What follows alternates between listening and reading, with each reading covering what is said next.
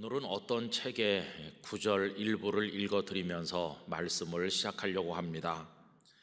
지금은 저도 잘 모르겠어요. 오늘 아침만 해도 제가 일어났을 때 제가 누구인지를 알았거든요. 그런데 그 이후로도 몇 번이나 변했습니다. 애벌레가 물었다. 그게 도대체 무슨 말이냐? 너 자신을 설명해 봐라. 죄송하지만 설명하지 못하겠어요. 왜냐하면 제가 지금 제 자신이 아니기 때문이에요. 애벌레가 말했다. 무슨 말인지 통 모르겠구나. 앨리스가 아주 공손하게 대답했다. 더 정확히 말할 수가 없어요. 저도 제 자신을 이해하지 못하겠거든요. 여러분, 무슨 책에 나오는 내용인지 눈치를 채신 분들도 계실 것 같습니다. 방금 읽어드린 내용은 루이스 캐럴의 이상한 나라의 앨리스라고 하는 작품 속의 몇 줄입니다. 꿈속에서 이상한 세계를 경험하고 자신이 변한 것을 이렇게 표현하는 것입니다. 저도 제 자신을 잘 이해할 수 없다. 나도 나를 잘 모르겠다. 여러분, 이런 표현에 어울리는 분들이 오늘 본문에 등장을 하고 있습니다. 다름 아닌 예수님의 제자들이죠. 제자들은 예전의 제자가 아닐 만큼 완전히 딴 사람으로 변해서 우리가 왜 이렇게 달라졌을까? 본인들도 설명하기 어려울 정도로 변해 있었습니다. 그들이 이상하게 변해 있는 모습을 보여주는 말씀이 오늘 읽은 본문이라고 생각을 합니다. 그들은 어떤 사람으로 변해 있었을까요? 채찍질을 당했는데도 오히려 기뻐하는 이상한 모습을 보이고 있습니다. 오늘 말씀 가운데 40절과 41절을 다시 읽겠습니다.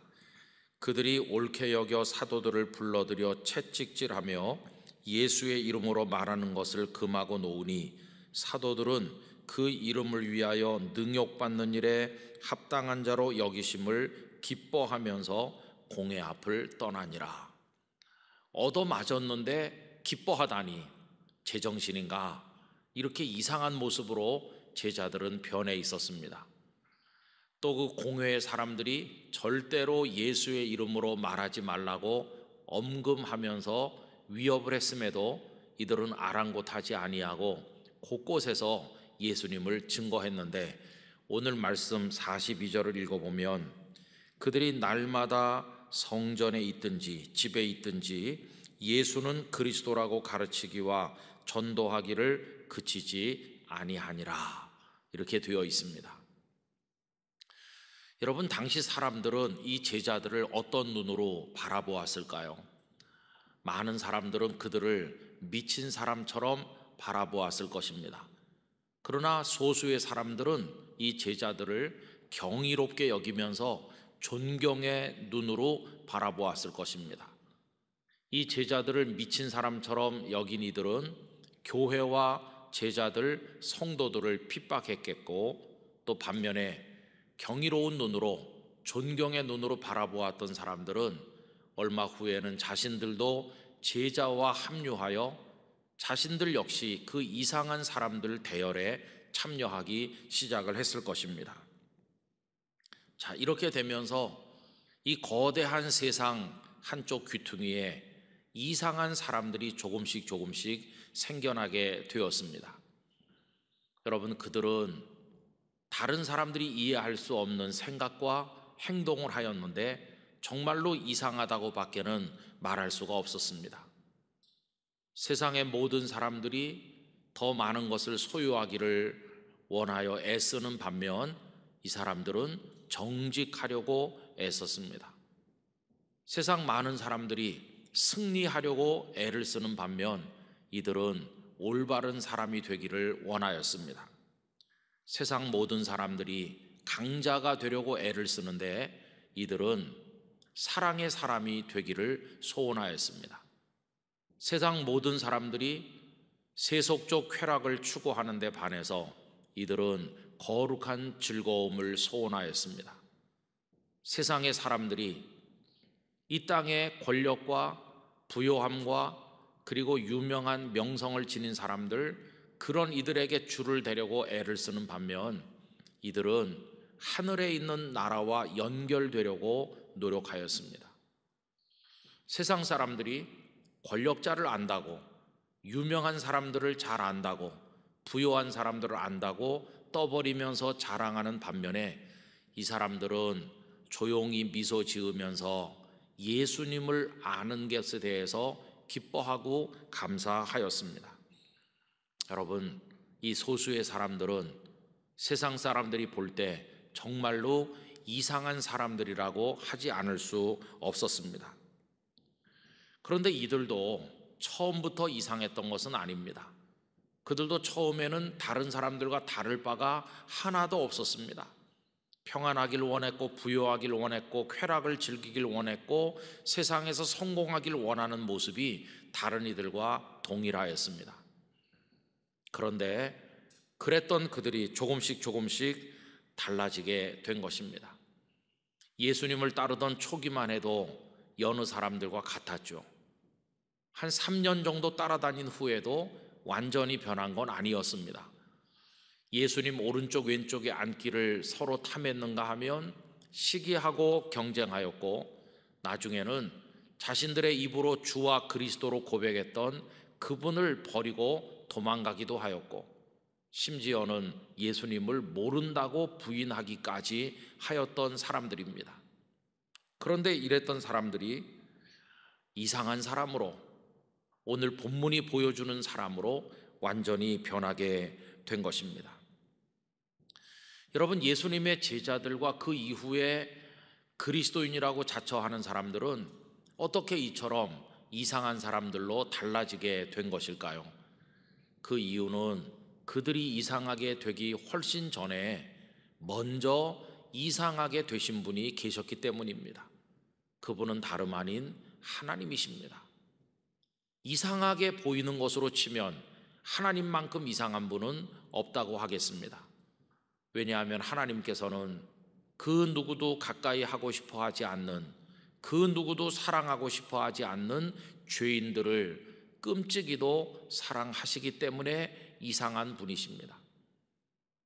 그 죄인들은 하나님을 향해 돌팔매질하고 하나님께서 창조하신 돌과 나무, 그리고 하늘의 일월성씨를 향해 엎드려 절하는 어리석은 사람들이며, 하나님이 없으면 더 잘 살 수 있다고 큰소리치고 하나님을 회방하는 악한 자들인데, 하나님께서는 그런 악한 죄인들을 끔찍이 사랑하시니 이상한 게 아닙니까? 뿐만 아니라 하나님의 이상함이 더 뚜렷하게 나타난 것은 그런 죄인들을 구원하시겠다면서 당신의 아드님을 세상에 보내셨을 때 하나님 정말 이상한 분이야 라고 생각할 수밖에 없었습니다. 더구나 온 삼라만상의 창조주이시고 모든 것의 주인임에도 불구하고 당신의 아드님이 탄생하는데 아무 특권적인 준비도 하지 않으셨습니다. 궁궐을 준비하신 것도 아니고 화려한 환영식을 준비하신 것도 아니고, 심지어는 그 아드님이 누우실 요람조차도 준비하지를 않으셔서 마구간 말구유 위에 뉘어지실 수밖에 없었습니다. 그리고 그 하나님이 정말 이상한 분이라는 게 드러난 절정은 그 아드님을 십자가에 매달아서 죽게 했을 때입니다. 그 사건으로 인해서 세상에 하나님보다 더 이상한 분이 없다고 하는 것이 드러나게 되었습니다. 그런데 하나님 못지않게 이상한 분이 또 계시죠. 다름 아닌 하나님의 아들 예수님이십니다. 예수님께서는 아버지의 뜻을 거절하지 않으시고 이 땅에 오셨는데 참 이상한 방법으로 오셨습니다. 처녀의 몸을 통해서 오시는가 하면 말 구유에 뉘어지는 초라한 모습으로 오셨습니다. 하도 이상한 탄생이기 때문에 찬송가 123장 그 2절 가사에서 저 동방의 별 하나가 이상한 빛을 비추었다고 찬송하게 되었습니다.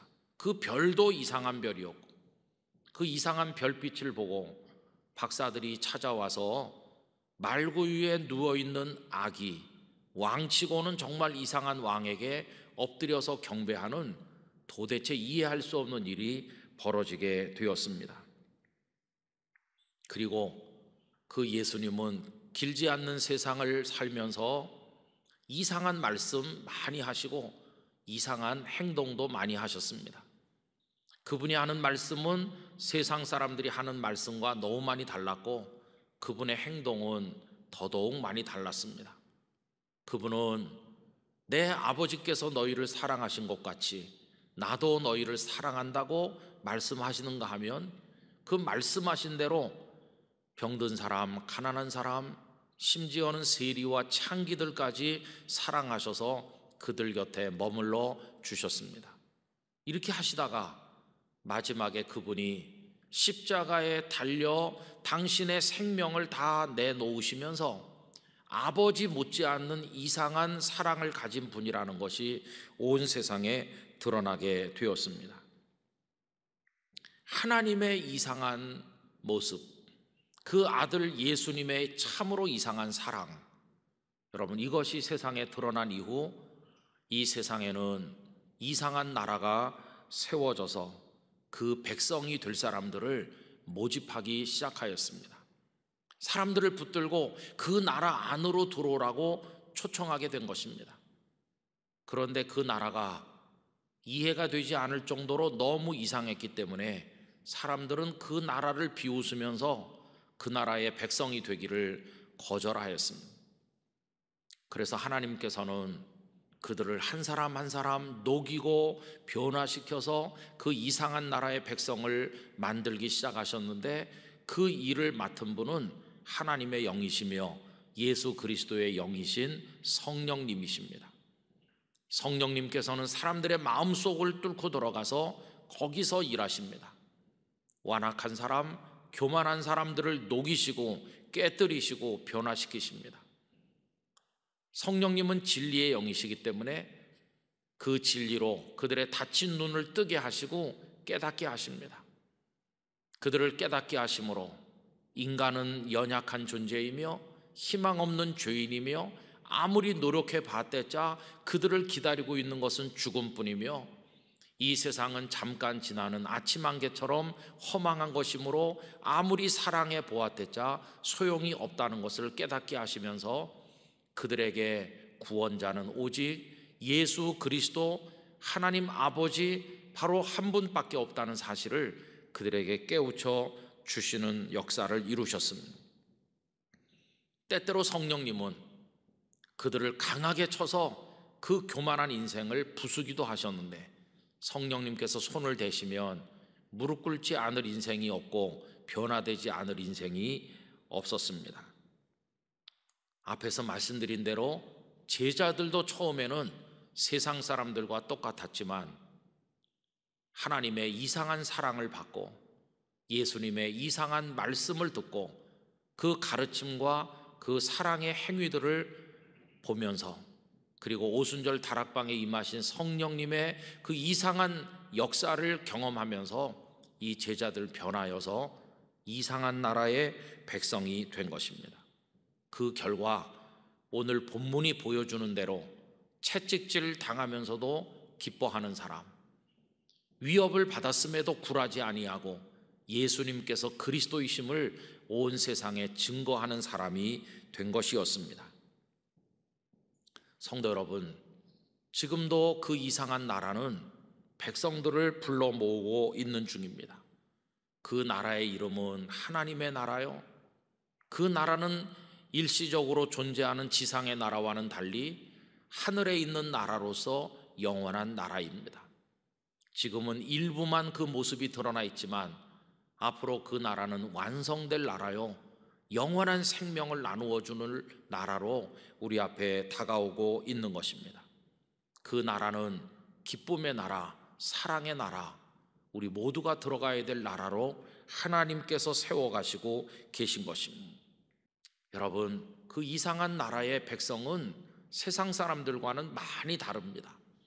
우선 그들은 약한 것 같지만 강하고 지는 것 같지만 이기고 수도 없이 공격을 당하는 것 같지만 잘 견디며 사명을 감당하는 특징을 가집니다. 이러한 모습을 고린도후서 4장 7절로 10절까지 말씀에서 이렇게 말씀하고 있습니다. 우리가 이 보배를 질그릇에 가졌으니 이는 심히 큰 능력은 하나님께 있고 우리에게 있지 아니함을 알게 하려 함이라. 우리가 사방으로 우겨쌈을 당하여도 쌓이지 아니하며 답답한 일을 당하여도 낙심하지 아니하며 박해를 받아도 버림받지 아니하며 거꾸로 뜨림을 당하여도 망하지 아니하고 우리가 항상 예수의 죽음을 몸에 짊어짐은 예수의 생명이 또한 우리 몸에 나타나게 하려 함이라. 여러분, 우겨 쌓이지만 쌓이지 않고 답답한 일을 당하지만 그렇다고 해서 패배하는 게 아닙니다. 그 나라의 백성이 된 사람들, 그 나라의 은혜를 입으면 코로나도 극복하게 될 것입니다. 어려움 많은 인생살이도 묵묵히 감당해내게 될 줄로 믿습니다. 그렇게 살아가는 과정 속에 사랑하는 이들을 떠나보내는 슬픈 일을 만나도 그 나라의 영원한 소망을 내다보며 그 슬픔을 이길 수 있게 될 것입니다. 여러분, 또 그 나라의 백성들은 세상 사람들은 도대체 이해할 수 없는, 그들로서는 아무 흥미도 없는 일을 기쁨으로 사모하면서 하게 되는데, 그 첫째가 예배하는 일을 사모하게 됩니다. 예배당에 있든지 가정에 있든지 길을 가든지 어디에 있든지 핍박을 당하든지 홀로 있든지 여럿이 있든지 낮이든 밤이든 예배하기를 사모하는 사람이 되는 것입니다. 또 그들은 자신의 힘으로 살려고 하지 아니하고 언제나 하나님의 보좌 앞에 엎드려 때로는 가슴을 치며 때로는 눈물을 쏟으며 때로는 기뻐 웃으면서 큰 일로부터 작은 일까지 모든 것을 하나님께 맡기기를 즐거워합니다. 그러면서 하나님과의 깊은 교제를 누릴 줄 아는 사람이 되는 것입니다. 그리고 그들은 다 자기 뜻대로 하기를 원하는 세상에 살지만 하나님의 말씀이라는 새로운 기준을 따라 사는 걸 즐거워합니다. 그래서 그 말씀을 묵상하고 마음에 새기고 그 말씀을 따라 살길 원하고 그 말씀에 사랑의 줄이 자신을 얽어매어 인도해 주기를 간절히 바랍니다. 그러면서 말씀대로 살지 못한 걸 늘 아쉽게 생각을 하고 누군가가 무슨 힘으로 사세요? 라고 물으면 저는 말씀의 힘으로 삽니다. 이렇게 대답하는 사람이 되는 것입니다. 우리 영락의 성도 여러분, 우리 모두가 예배자가 되기를 원하고 기도자가 되기를 원하고 말씀으로 승리하는 성도가 되기를 원합니다. 우리는 이상한 나라의 특별한 사람으로 부르심을 받았기 때문입니다. 또 이 이상한 하나님 나라 백성이 된 사람들은 모두가 다 움켜쥐려고 하는 세상임에도 불구하고 그들은 나누어 주고 공유하고 사랑하기를 기뻐하는 사람으로 살아갑니다. 한경직 목사님은 당신의 것을 다 나누기를 기뻐하는 그런 모습으로 살다 가신 참 이상한 목회자였다고 하겠습니다. 김응락 장로님께서는 당신의 생명까지 공산군에게 내어주면서도 기뻐했던 참 이상한 장로님이라고 하겠습니다. 영락교회가 오늘 이 자리에 이르기까지 많은 선배 성도들께서 잡수시지 않고 입으시지 아니하고 아끼고 아낀 것들을 조금도 아까운 마음 없이 헌신하고 드림으로써 오늘까지 영락교회를 통해서 하나님의 일을 감당하게 된 줄로 믿습니다. 여러분, 이런 것들은 세상 사람들이 볼 때는 바보 같은 일인데 그들에게는 기쁜 일이 되었고 또 억지로 한 것이 아니라 사랑으로 행한 사랑의 헌신이 되었습니다. 그래서 그 삼위일체 하나님의 이상한 사랑 속에서 이상한 은혜를 받아 특별한 구원을 입었으니 우리 선배들이 그렇게 나오신 것들을 우리가 본 것이 있으니 이제 우리들도 그런 연습을 하면서 그 나라의 백성답게 우리 자신을 훈련해야 되지 않겠나 생각을 하는 것이죠. 이런 생각이 들었습니다. 몇 달 전부터. 뭘 할 수 있을 것인가.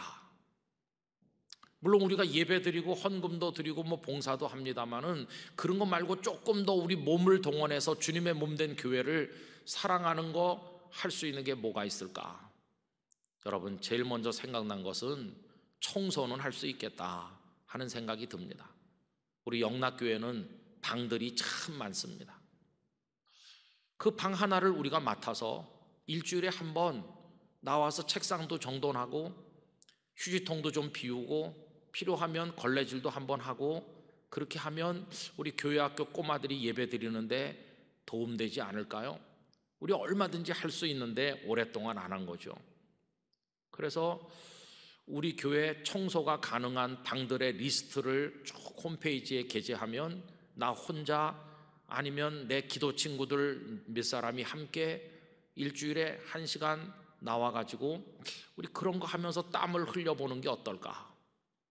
성도들이 그 예배당 바닥에 걸레질을 하면서 주님을 사랑하는 마음이 키워지지 않을까? 이런 생각을 해봅니다. 여러분, 조만간 그렇게 할 수 있는 기회를 만들어서 홈페이지에 게시해 보도록 하겠습니다. 이상한 은혜를 하나님으로 받아서 정말 상상할 수 없는 구원의 은혜를 입어서 오늘 그 나라의 백성이 됐다면 우리는 세상의 원리에 따라 움직이면서 이 세상의 방식으로 살아서는 안 되겠으므로 우리도 이상한 믿음의 헌신을 하나님 앞에 드리면서 나가야 하겠다는 것입니다. 우리 영락교회 성도 여러분, 그리스도인이 된다는 게 뭘까요? 세상 사람들이 볼 때 이상하게 보이는 사람이 되는 거, 그게 그리스도인이 되는 것입니다. 세상 사람들이 볼 때 이상하게 보이면 보일수록 더 믿음이 굳건한 성도가 되는 것입니다. 만약에 세상 사람들과 똑같이 보이고 세상 사람들과 다를 게 하나도 없이 보이거나 하나님 나라가 이상하게 오히려 우리 눈에 보인다면 아직 우리는 세상 사람이지 하나님 나라 백성은 아니라고 밖에는 말할 수 없을 것입니다. 정말 하나님 나라 백성이 된다면 아마도 이렇게 고백해야 될 것입니다. 전에는 세상이 정상인 줄 알았어요. 또 제가 살아가는 방식이 정상이라고 생각했죠. 그런데 은혜를 받고 깨닫고 보니 세상이야말로 가장 비정상이라는 걸 알게 되었고 하나님 나라야말로 가장 정상적인 나라임을 알게 됐습니다. 세상 사람들이 하나님 나라를 이상하다고 말하는 이유는 그들이 비정상이기 때문이죠. 전엔 저도 그랬었습니다. 밥 먹듯이 죄를 지으면서도 가책도 부끄러움도 없는 세상, 미움과 시기 질투로 경쟁하는 세상, 곧 끝날 세상인데도 그걸 모르고 세상에 눈이 멀어 살아가는 그런 사람들이 가득한 세상, 곧 끝날 것을 영원한 것으로 착각하는 그런 세상이 어떻게 정상이겠습니까? 은혜를 잊고 보니 하나님 나라야말로 정상이라는 걸 알게 됐습니다. 어리석은 저를 눈뜨게 하셔서 그리고 저를 불러주셔서 그 축복의 나라 백성이 되게 하신 하나님께 영광과 찬송을 올려드립니다. 이렇게 고백을 하는 게 마땅하지 않겠습니까? 성도 여러분, 우리 모두 세상 사람들이 이상하다고 말하는 하나님의 자녀가 된 것에 감사를 드립시다. 세상 사람들이 이상한 나라라고 말하는 하나님 나라의 백성이 된 것을 기뻐하며 살아가기를 원합니다. 그리고 세상 사람들이 비난하는 그 이상한 법인 하나님의 말씀을 믿고 그 말씀의 원리에 따라 살아가게 되기를 간절히 원합니다. 이상한 사랑을 실천하고 우리도 이상한 섬김을 하고 이상한 헌신을 하면서 살아가야만 될 것입니다. 그렇게 살다 보면 그 이상한 나라가 눈앞에 도래하고 우리를 완전히 부르시는 그날이 올 때 우리는 그 나라에 들어가서 그 하나님의 품에 안기게 될 것입니다. 그 일을 이루시기 위해서 예수님께서 성탄하여 오셨는데 코로나가 우리를 짓누르고 있지만 이 성탄의 계절에 그 주님을 맞이하면서 거룩한 기쁨으로 살아가시게 되기를 바랍니다. 이 세상 끝날 때까지 그렇게 살다가 영원한 그 축복의 나라에 우리 모두가 영접받게 되기를 간절히 축원합니다. 기도하겠습니다.